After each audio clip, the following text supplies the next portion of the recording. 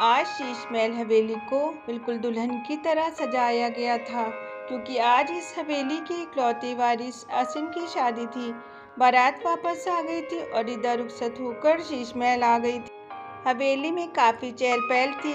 जोरा बेगम और मोहसिन साहब बहुत ही खुश थे कि बेटे को उसकी पसंद मिल गई थी।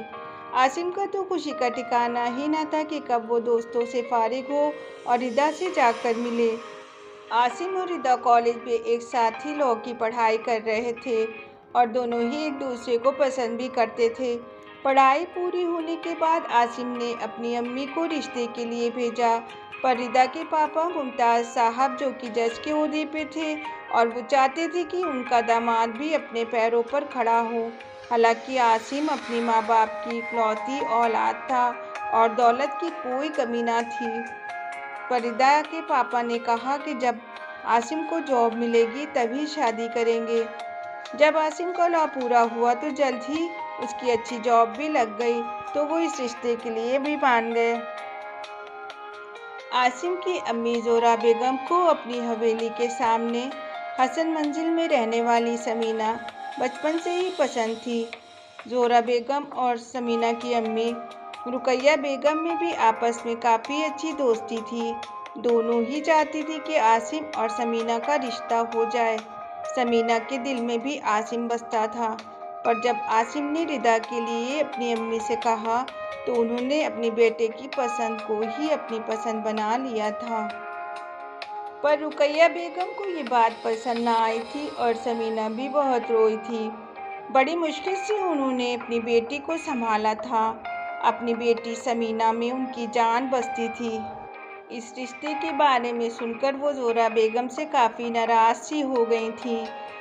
पर जब जोरा बेगम खुद शादी का कार्ड लेकर आई और अपनी दोस्त रुकैया बेगम से कहा कि समीना मेरी भी बेटी है और उसके लिए हम तुम दोनों मिलकर एक बेहतर रिश्ता ढूंढेंगे, और मैं बेटे की खुशी के आगे क्या करती, तो रुकैया बेगम मान गई थी और फिर उनकी पूरी फैमिली शादी में भी शामिल हुई थी। रात के 1:30 बजे आसिम के दोस्तों ने कहा, यार अब आसिम को भाभी के पास जाने देते हैं। सभी ने कहा, जाओ यार, सुबह मुलाकात करेंगे। फिर सब चले गए तो आसिम तेजी से अपने कमरे की तरफ आया।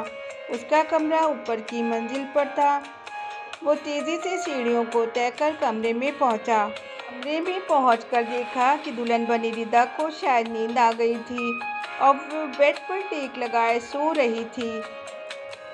रिदा दुल्हन के लिबास में बहुत ही प्यारी लग रही थी। उसने दरवाजे को लॉक कर रिदा को आवाज़ लगाई, रिदा, रिदा। तो रिदा ने कोई जवाब ना दिया।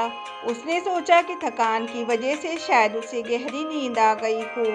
उसने जाकर उसे छूते हुए जगाने की कोशिश की तो उसकी गर्दन एक तरफ लुढ़क गई, जैसे उसमें जान ही ना हो। वो तेजी से चीख पड़ा, रिदा, रिदा।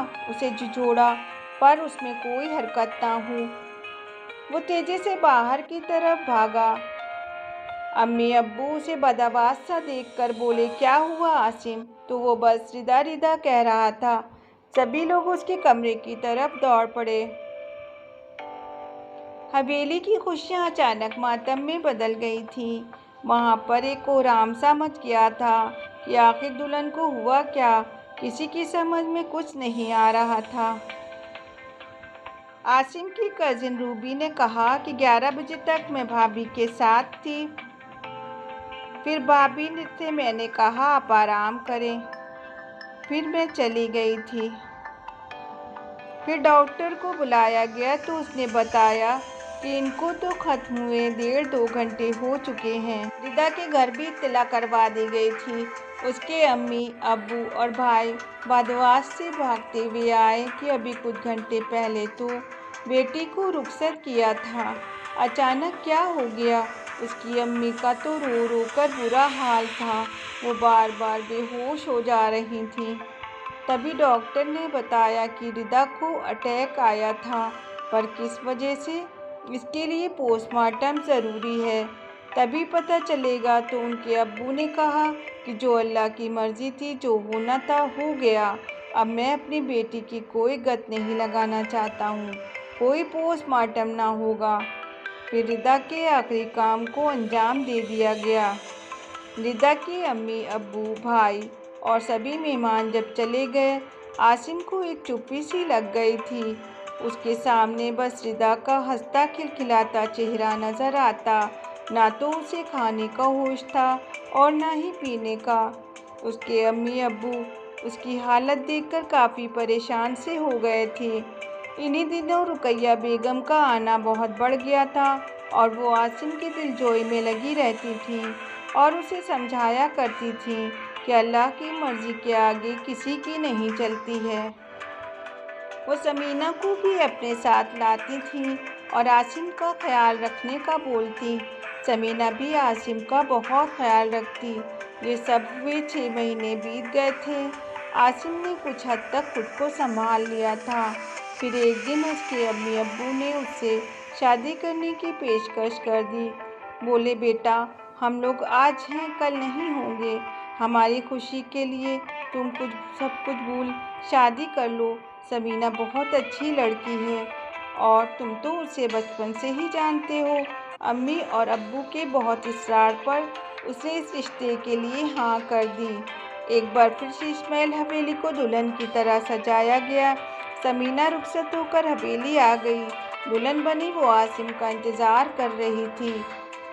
आसिम बाहर लॉन में दोस्तों के साथ बैठा था। रात के 12 बज रहे थे। तभी उसकी अम्मी आ गई। उन्होंने कहा, बेटा, रात काफ़ी हो रही है, अब तुम समीना के पास जाओ। उसके दोस्त उठ खड़े हुए। उन्हें गेट तक छोड़कर जब वो वापस आ रहा था तो उसे अंधेरी झाड़ियों के पास 2 साए से नजर आए। उसने सोचा कोई होगा, पर दूर से आती आवाज़ में जब उसे रिदा का नाम सुनाई दिया तो उसने पास जाकर सुनने की कोशिश की तो उसे रुकैया बेगम की आवाज़ सुनाई पड़ी। वो उसकी हवेली की नौकरानी रजिया से कह रही थी, तुमने रिदा को रास्ते से हटाकर मेरी बेटी को जो खुशी दी है उसके लिए मैं तुम्हें तुम जो चाहोगी वो सब दूंगी। इस पर रजिया की हंसी सुनाई पड़ी। वो बोली, अरे बेगम साहिबा, आपने तो बिना मांगे ही बहुत कुछ दे दिया है।